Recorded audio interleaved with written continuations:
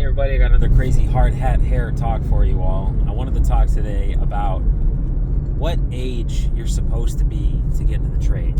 Like, quote unquote, the right age. I personally got in when I was 21. I didn't get placed till I was 22.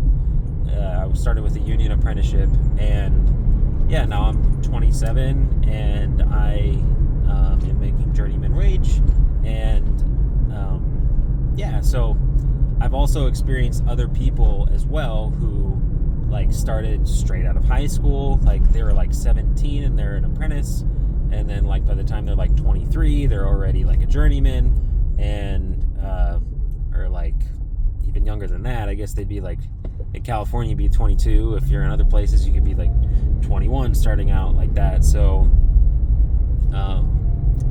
so it's just like different experiences, and I don't think there's really any downsides to anything. I've seen a guy who was in his like late 40s, and he started when he was like 45, and now he's like a journeyman at like 49, and his body's sort of starting to degrade, so like he moves a little bit slower, but he also doesn't really take care of himself that much.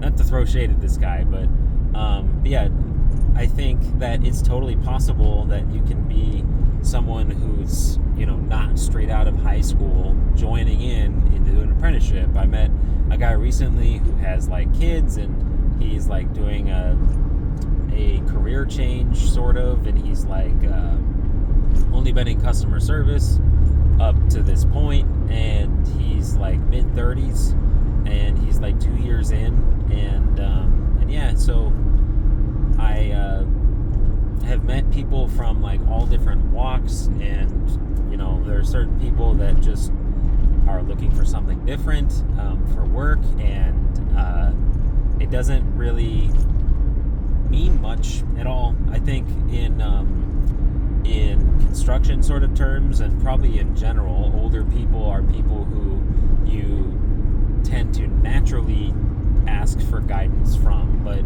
it's not uncommon in construction that you might have like a 25-year-old or something, and that's your journeyman,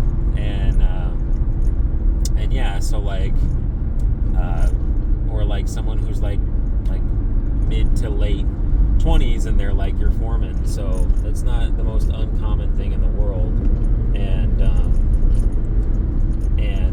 so I just kind of wanted to put that out there, that if you're someone who is like considering joining up in the trade, but maybe you're not like just right out of high school, or you think that you like missed an opportunity because you're in your mid-20s or you're in your 30s or whatever, it's going to take time for you to learn the trade and the whole ins and outs of everything, and electrical codes and building codes and things to be aware of, but in no way does what you're doing is like your age prevents you from doing it.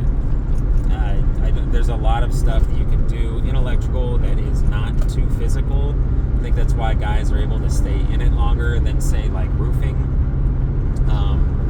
But yeah, so like if you're ever digging or something, like that's something that's going to be more strenuous on you. But like bending conduit and pulling wire, it doesn't really take the most physically fit people. It's not the most strain on your body. A lot of electricians don't wear bags on them, which I personally am not really a fan of. But there's also like union contractors where you don't wear bags, so in certain places. So it's kind of hit or miss. Like if you have back pain or something, like there's probably still a place for you. I've known guys who are still kind of like walking around, and they're all kinds of busted up in different ways. So if you have like a physical problem that is something you're considering that you might need to work around, I've seen guys that have like, they're like barely journeymen, or they're like apprentices still, and they kind of have like a shoulder or an ankle thing, and like people tend to work around it and are accommodating, and like you will probably get made fun of if like you walk with a limp or something. that's construction for you. These aren't the most prim and proper princes out there.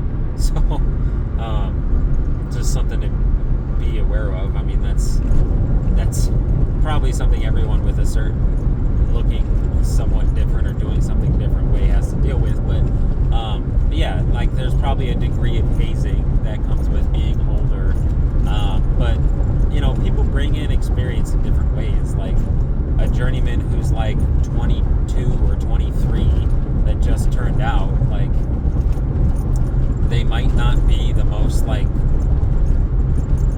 they might still be a little bit like not great at organizing things in their mind and not the greatest at like communicating work or making sure that people are doing their work. Like there's certain things that people are good at and certain things that other people aren't that great at, and getting right out the gates of high school and getting into it isn't like, if you didn't do that, it's not the end all be all.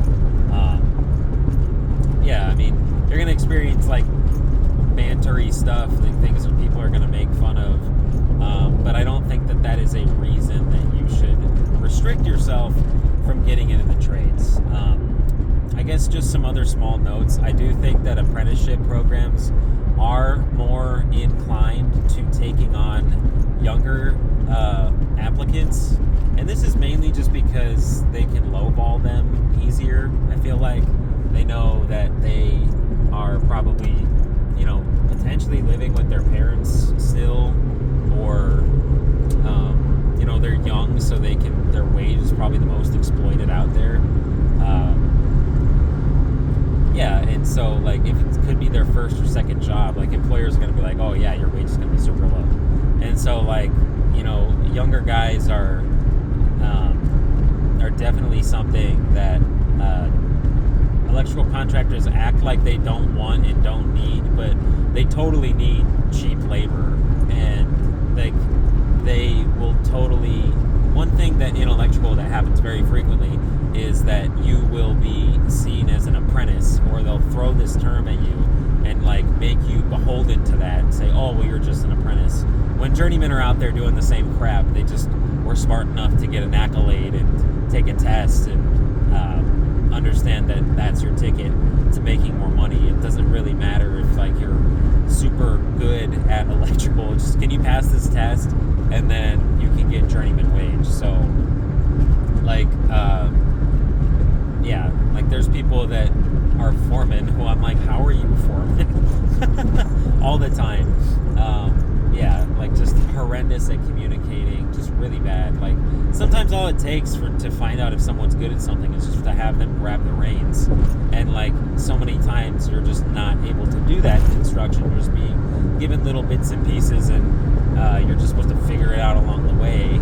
But like being given the reins on certain things, like this is true of everything. Like certain times people they'll excel, and you just don't get that opportunity in other situations. So, but yeah, back to the point of cheap labor, I guess, and being younger. It is definitely a necessity in the trade to have a next coming up generation to fill the spots of the people who are leaving, and also electrical companies, need cheap labor. So they have ingrained a 4-year program that you can't know what the hell you're doing until you've been in for 4 years. But honestly, in my opinion, I feel like certain states will allow you to take the journeyman test with 2,000 hours. So like, because that is a literal state, like in certain states that's the case, like it kind of just tells you that you might be just being told something so that they can charge less for your time over and over.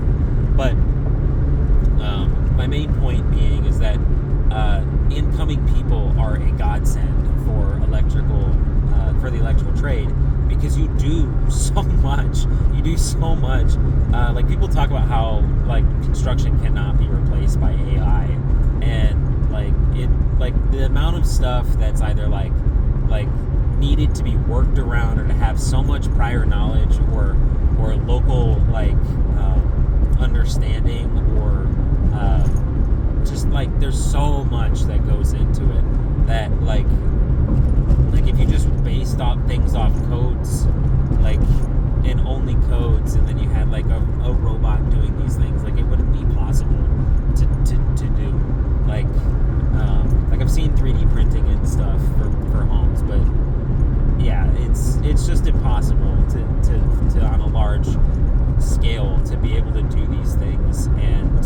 have it done efficiently and effectively. And but yeah, you need these contractors benefit a lot. I'm not going to say you need cheap labor, but you do. These contractors love the fact that they can charge someone less, charge for someone else's time by a lot less, and get like the same production out of them. Like you don't need to know a lot to run conduit. Like you don't need to know a lot to run MC. Like there's a lot of stuff about this that gets a lot of work done, but it doesn't really take a whole lot of skill to do. There just needs to be like one person who knows the big picture and knows the odd 10 or 15 codes that are relevant to everyday life in like a commercial building, and run with that. And then you have a bunch of their minions basically that are just told to do this stuff. And yeah, so bottom line I'm trying to say is that new incoming guys, if you think that like you're gonna not be successful, like construction companies love the fact that they can charge someone's time and get the same production for a lot less. Like you have these guys that want to like show that they know stuff, and they want to they take it upon themselves to educate themselves or what have you, and like they want to do a good job. And so like people will be you have like a relatively similar level of skill, and you're just charging someone less for it, or the contractor is. So yeah, it's, if you're having hesitation about coming into the trade and you've gotten in or thinking about it later in life, this is my message to you to say, just go for it. Like you're gonna have to buy a lot of tools, and I think if you're working for a non-union contractor, and I think if you are not so sure about the transition, you should probably try to go union so that you don't have to buy as many tools.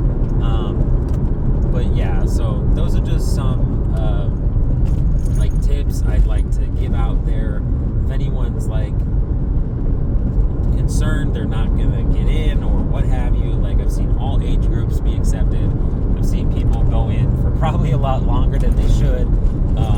Yeah, all age groups exceed in electrical. There are certain physical things that I think as you get older you'd probably not be too big a fan of doing, but by and large it's a much less strenuous job, and you don't have really someone breathing down your neck all the time if you're with a good crew, and so that's a nice break from like cubicle work where you're just like toying away at numbers and screens and stuff. So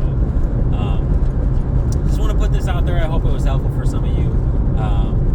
Let me know if you guys like this, and I'll try to make some more stuff in this sort of same vein.